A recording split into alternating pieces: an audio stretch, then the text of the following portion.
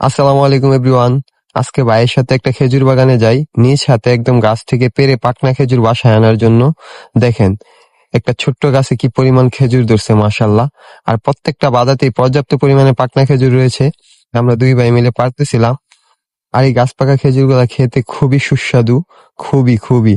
আমি ভাই প্রচুর খাই।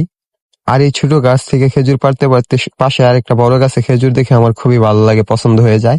তখন বললাম যে আমি এই গাছ থেকে খেজুর পেড়ে নিব। তখন একটা ভাই এই গাছে উঠে খেজুর পাড়ার ব্যবস্থা করে দেয়। এই গাছের খেজুর আর এই নিচে ছোট গাছের খেজুর একই জাত, বাট এটা থেকেও কিছু পারছি, আমার দেখে ভালো লাগছে। আসলে এসব বাগানে আমরা খেজুর আনতে গেলে কোনো টাকা পয়সা লাগে না, যেহেতু ভাইয়ের সব পরিচিত।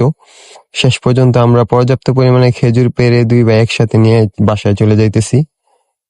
দেখেন আমার হাতে একটা, ভাইয়ের হাতে একটা।